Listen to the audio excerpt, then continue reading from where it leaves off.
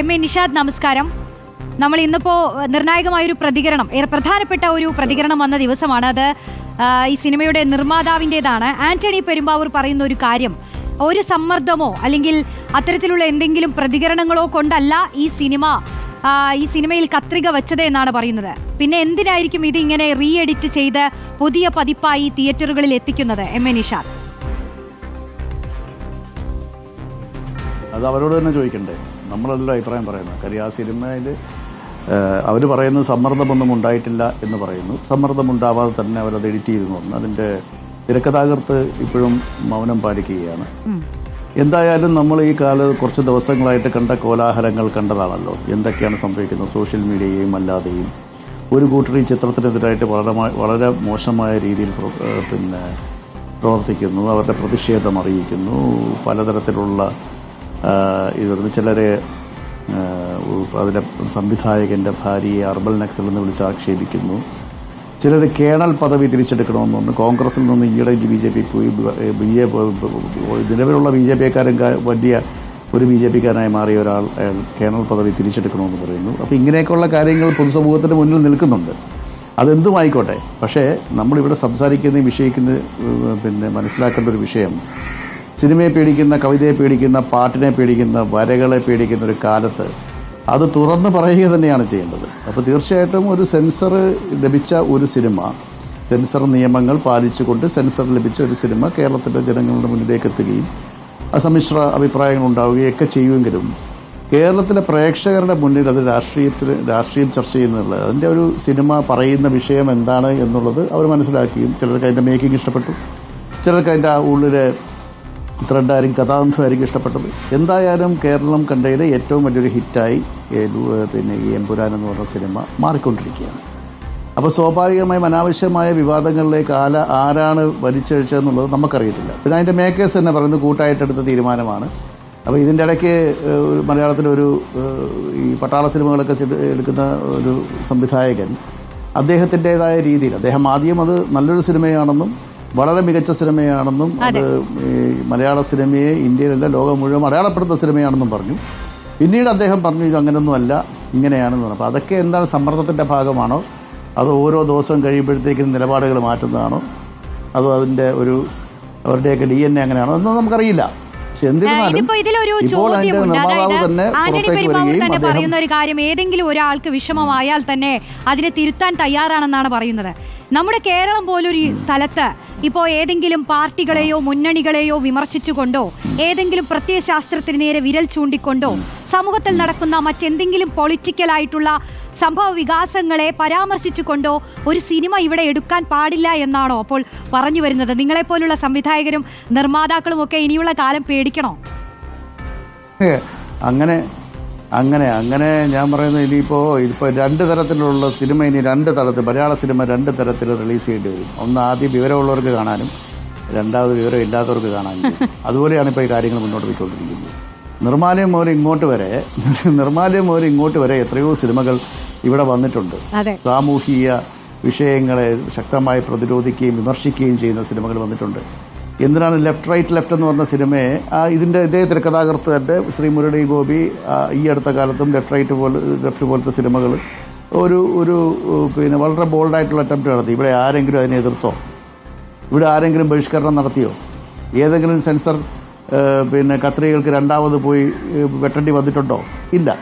അപ്പോൾ വിമർശനം എന്ന് പറയുന്ന ഒരു കലാപ്രവർത്തകരുടെ ഒരു കലാകാരൻ്റെ ഒരു കടമയാണ്. അയാൾ കാണുന്ന വിഷയം, തൻ്റെ സമൂഹത്തിൽ നടക്കുന്നൊരു വിഷയത്തെപ്പറ്റി സ്വാഭാവികമായിട്ടും അവർ വിമർശനം എഴുതണം. അങ്ങനെയാണല്ലോ, അത് കലാകാരൻ്റെ ഒരു കടമയാണ്. ഏതൊരു കലാകാരനും ഒരു സാമൂഹിക പ്രതിബദ്ധത വേണം. അത് എത്രമാത്രം വേണോ എന്നുള്ളതിൻ്റെ അതിൻ്റെ അളവുകളും യാഡ് സ്റ്റിക്കൊക്കെ അവർ കരുതി തീരുമാനിക്കേണ്ട കാര്യമാണ്. നമ്മളെപ്പോലുള്ളവർ പറഞ്ഞിട്ട് കാര്യമില്ല. പക്ഷേ ഇത്തരം കാര്യങ്ങൾ വരുമ്പോഴത്തേക്കും നിങ്ങൾ മനസ്സിലാക്കുക, കേരളത്തിലെ മുഖ്യമന്ത്രി ഉൾപ്പെടെയുള്ളവരെ പരോക്ഷമായിട്ടെങ്കിലും വിമർശിച്ച സിനിമകൾ ഇവിടെ ഉണ്ടായിട്ടുണ്ട്. ലെഫ്റ്റ് പോലത്തുള്ള സിനിമ ഇപ്പോൾ മുരളി ഗോപി തന്നെ എഴുതിയതാണ് ആ സിനിമ. എന്നിട്ട് എന്തെങ്കിലുമുണ്ട്, അതേ മുഖ്യമന്ത്രി തന്നെയാണ് ഈ എമ്പുരാൻ പോലെ സിനിമ പോയി കാണുകയും കേരളത്തിലെ സാംസ്കാരിക രംഗത്തിൽ രാഷ്ട്രീയ പ്രവർത്തകർ, മറ്റു കലാകാരന്മാർ ഇവരെല്ലാവരും പോയി സിനിമ കാണുകയും ചെയ്തു. നിങ്ങളിപ്പോൾ ഓരോ ബൈറ്റുകളൊക്കെ വരുന്നുണ്ടല്ലോ. അപ്പോൾ നിങ്ങൾക്ക് സാധാരണ ജനങ്ങൾ, ഇതിലൊന്നും ബന്ധപ്പെടാത്ത പ്രേക്ഷകർ, ഇന്ന് തന്നെ ഒരു പെൺകുട്ടി പറയുന്നത് കണ്ടു, ഒരു ബൈറ്റിൽ പറഞ്ഞു, നിങ്ങൾ എന്തിനാണ് ഇതിൻ്റെ രാഷ്ട്രീയം ചർച്ച ചെയ്യുന്നത്? സിനിമയായി കണ്ടാൽ മതി. ഇപ്പോൾ BJPയുടെ തന്നെ നേതാക്കന്മാരായ ശ്രീ MT രമേശൊക്കെ വളരെ പക്വമായ ഒരു നടപടിയാണ് എടുത്തത്, അല്ലെങ്കിൽ പിന്നെ പ്രസ്താവനയാണ് ഇറക്കിയത്. ഇത് സിനിമ പോലെ കാണണമെന്ന് അദ്ദേഹത്തെ പോലുള്ളവർ പറഞ്ഞു. 1-2 പേര് പറഞ്ഞു. പിന്നീടാണ് അതിന് ശേഷം ഏതൊക്കെയോ രീതിയിൽ ആർക്കൊക്കെയോ പൊള്ളിയതിനു ശേഷമാണ് ഇത്രയും വലിയൊരു വിഷയമായി മാറിയത്. ഇതിപ്പോൾ നമുക്ക് ആർക്കും ഒന്നും പറയാൻ പറ്റാത്തൊരു അപ്രഖ്യാപിത അടിയന്തരാവസ്ഥയാണോ? അത് നിങ്ങൾ തന്നെയാണ് പറയേണ്ടത്. മാധ്യമപ്രവർത്തകർ തന്നെയാണ് അത് മനസ്സിലാക്കേണ്ടത്. നിങ്ങളാണ് ജനങ്ങളുടെ മുന്നിലേക്ക് അത് എത്തിക്കേണ്ടത്. അപ്പോൾ തീർച്ചയായിട്ടും ഇതൊക്കെ വളരെ ആശങ്ക ഉണ്ടാക്കുന്ന കാര്യമാണ്. പിന്നെ പൃഥ്വിരാജിനെ ഒറ്റതിരിഞ്ഞ് ആക്രമിക്കുക, അതൊന്നും ശരിയായ നടപടിയല്ല. കാര്യം പൃഥ്വിരാജ് ഇപ്പോൾ എപ്പോഴും സംവിധായകർ ഡെസേർട്ടഡ് ആവും. എല്ലാ സംവിധായകൻ്റെയും വിധിയാണ്. എപ്പോഴും നിങ്ങൾ മനസ്സിലാക്കി ഒരു വളരെ പ്രശസ്തമായ ഒരു വാക്കുണ്ട്. അത് എത്രമാത്രം ശരിയാണോന്നൊന്നും അത്രമാത്രം ശരിയാണ്. Success is A bastard and failure is N orphan എന്ന് പറയും. അതായത് വിജയം വരുമ്പോഴത്തേക്കിന് പിതൃത്വം ഏറ്റെടുക്കാൻ ഒരുപാട് പേരും പരാജയപ്പെടുമ്പോൾ അനാഥമാകപ്പെടുന്ന ഒരാൾ മാത്രമാണ്, അത് സംവിധായകനാണ്. അത് ഈ വിജയം വന്നാലും ശരി പരാജയം വന്നാലും ശരി, ഒരു വിഷയം വന്നാൽ അതിൻ്റെ സംവിധായകൻ മാത്രം ഡെസേർട്ടഡ് ആവുന്ന ഒരു രീതി. പിന്നെ അദ്ദേഹത്തിൻ്റെ ഭാര്യയെ കവലപ്രസംഗം നടത്തിയിട്ട് വളരെ മോശമായിട്ട് പറയുക, അർബൻ നക്സലാണെന്ന്. ഇതൊക്കെ എന്ത് തരം സംസ്കാരമാണ്? ഈ സംസ്കാരം ഇതിട്ട് നമ്മൾ ഭയപ്പെടുത്തിയാണ് മനുഷ്യർ ജീവിക്കുന്നത് ഇവിടെ. ഇത് വളരെ കഷ്ടമാണ്. ഇതിനൊക്കെയാണ് ഫാഷിസം എന്ന് പറയുന്നത്. ഫാഷിസം വന്നില്ല എന്നൊന്നും പറയേണ്ട കാര്യമില്ല, ഫാഷിസമൊക്കെ വന്നു കഴിഞ്ഞു. അപ്പോൾ അതിനെ ശക്തമായി എതിർക്കേണ്ടത് പൊതുസമൂഹമാണ്. ഇത്തരം ആളുകളെ പുറത്ത് ഇവരുടെ ഈ പ്രവൃത്തി കൊണ്ട് തന്നെ ഒന്നും ഈ മണ്ടത്തരം അവർ മാത്രം അവകാശപ്പെട്ടാണ്. ഇതൊക്കെ പുറത്ത് വരുന്നത് ജനങ്ങൾക്ക് ഒരു അവേർഷൻ ഉണ്ടാവും. ഇത്തരം ആളുകളെയൊക്കെയാണോ അധികാരത്തിൽ കൊണ്ടുവരേണ്ടത്? ഇത്തരം ആളുകളെയൊക്കെയാണോ നമ്മൾ വിശ്വസിക്കേണ്ടത്? എന്ത് മോശമായ പ്രവണതയാണ്. ചിലർ ചോദിക്കുന്ന ഒരു ചോദ്യമുണ്ട്. നിലവിൽ ഈ പറയുന്ന എമ്പുരാൻ ഒരു പുതിയ പതിപ്പായി റീ എഡിറ്റിംഗോട് കൂടി തിയേറ്ററുകളിൽ എത്തുമ്പോൾ 24 കട്ടുകൾ ഈ കേരള സ്റ്റോറിയിലോ കശ്മീർ ഫയൽസിലോ എമർജൻസിയിലോ ഒന്നും ഇങ്ങനെ 24 പോയിട്ട് 0 കട്ടുകളോടെ ഇപ്പോഴും അതേ പതിപ്പിൽ തന്നെ ഓടിയിട്ടുണ്ട്. അപ്പോൾ ഇതിലൊരു വൈരുദ്ധ്യമുണ്ടല്ലോ, അതെങ്ങനെയാ സംഭവിക്കുന്നത്? വൈരുദ്ധ്യമല്ലേ ഉള്ളത്? എല്ലായിടത്തും വൈരുദ്ധ്യമല്ലേ ഉള്ളത്? എന്തൊക്കെയാണ് പറഞ്ഞത്?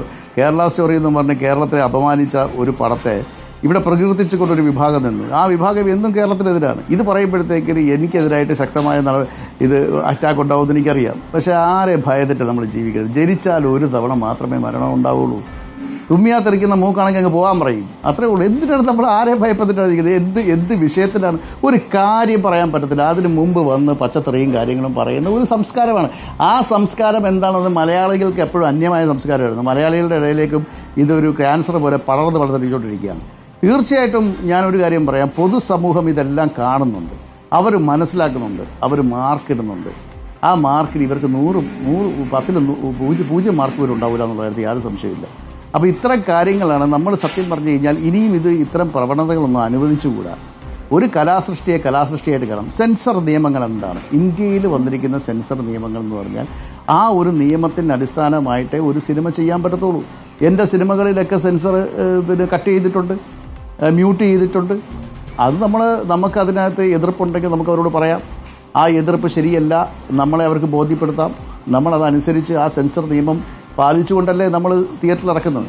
അങ്ങനെ സെൻസർ നിയമങ്ങളൊക്കെ പാലിച്ച് എല്ലാവരും കണ്ട് ബോധ്യപ്പെട്ട് ഇഷ്ടപ്പെട്ട സിനിമ പുറത്തിറങ്ങി കഴിഞ്ഞപ്പോൾ അത് വമ്പിച്ചൊരു വിജയമായിക്കൊണ്ടിരിക്കുന്ന സമയത്ത് അതിൻ്റെ ഉള്ളടക്കത്തെ പറ്റിയല്ല ഞാൻ സംസാരിക്കുന്നത്. ആ സിനിമ മേക്കിങ്ങിൽ ഈ അടുത്ത കാലത്ത് വന്ന ഏറ്റവും മികച്ച സിനിമകളിലൊന്നാണ്. ഒരുപക്ഷെ എല്ലാവർക്കും ആ സിനിമ ഇഷ്ടപ്പെടണമെന്നില്ല. ആ സിനിമ 3 മണിക്കൂറുള്ള ആ സിനിമയിൽ ചിലർക്ക് ഇഷ്ടപ്പെടാം, ചിലർക്ക് ഇഷ്ടപ്പെടാതിരിക്കാം. പക്ഷേ അതൊരു ഹിറ്റാണെന്നുള്ള കാര്യം നമ്മൾ ആ ഒരു വസ്തുത മറച്ചു വെക്കാൻ പറ്റത്തില്ല. ആ സിനിമ പൂർണ്ണമായിട്ടും ഹിറ്റായിക്കൊണ്ടിരിക്കുന്നു, അത് ലോകം മുഴുവൻ ചർച്ച ചെയ്യപ്പെട്ടുകൊണ്ടിരിക്കുന്നു. ആ ചർച്ച ചെയ്തുകൊണ്ടിരുന്നതിൻ്റെ ഇടയ്ക്ക് അതിൻ്റെ അകത്തുള്ളൊരു വിഷയത്തെപ്പറ്റി, ലോകത്ത് മറന്നു കിടന്ന ഒരു വിഷയത്തെപ്പറ്റി അത് പുറത്തു കൊണ്ടുവരുമ്പോൾ സ്വാഭാവികമായിട്ടും ഇപ്പോഴത്തെ 2K കുട്ടികൾ ഉൾപ്പെടെയുള്ളവർക്ക് മനസ്സിലാവാത്ത ഒരു കാര്യത്തെപ്പറ്റി ആ സിനിമ സംസാരിച്ചോ? അതൊരു ചോദ്യമാണ്. അതാർക്കെങ്കിലും പൊള്ളിയിട്ടുണ്ടോ? അതാണ് രണ്ടാമത്തെ ചോദ്യം. ആ ചോദ്യത്തിന് ഉത്തരം നൽകുന്നതിന് പകരം ഇത്തരം ഈ വിഹുലകൾ ഇറക്കുന്നതിൽ എത്രമാത്രം ശരിയുണ്ടെന്ന് എനിക്ക് തോന്നുന്നില്ല. ഞാൻ എൻ്റെ അഭിപ്രായം പറഞ്ഞു എന്ന് മാത്രം. ഓക്കെ, എന്തായാലും ഈ ഒരു ഘട്ടത്തിൽ ഈ വിഷയത്തിൽ പ്രതികരിച്ചതിന് നന്ദി MA നിഷാദ്. താങ്കളുടെ ഒരു നിലപാട് കൂടി വ്യക്തമാക്കുകയായിരുന്നു. സംവിധായകൻ MA നിഷാദാണ് റിപ്പോർട്ടറിനോട് എമ്പുരാൻ വിഷയത്തിൽ ഇപ്പോൾ പ്രതികരിച്ചത്.